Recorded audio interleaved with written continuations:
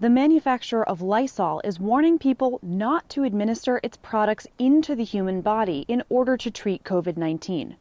The company placed the warning on its website Friday, writing, "As a global leader in health and hygiene products, we must be clear that under no circumstance should our disinfectant products be administered into the human body, through injection, ingestion, or any other route." Medical experts warn that ingestion of these products could cause serious health issues.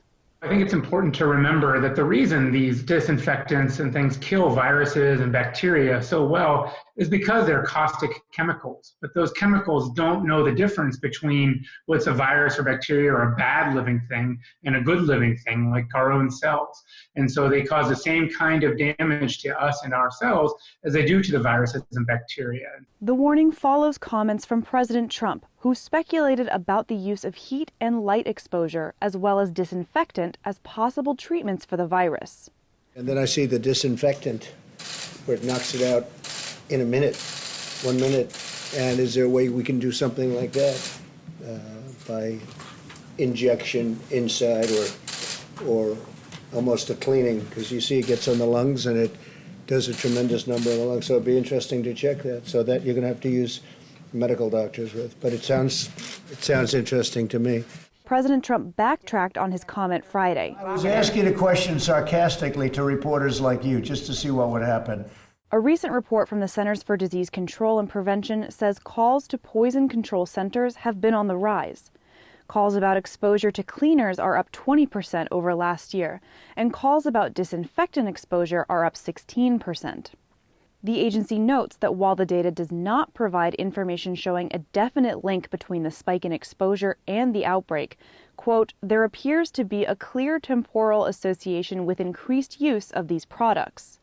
According to Dr. Michael Lynch, medical director of the Pittsburgh Poison Control Center at UPMC, one of the most common calls regarding disinfectant poisoning is hand sanitizer. Well, we've seen a lot of our increases in exposures to hand sanitizers, which are really strong alcohol-based. And again, it's really important that we have access to it and that we use it, but particularly in children who are accessing it and getting some in their mouth, which can cause burning and irritation, or even drinking a really small amount because there's so much alcohol, it's really high proof. It can cause, sort of stomach upset and intoxication.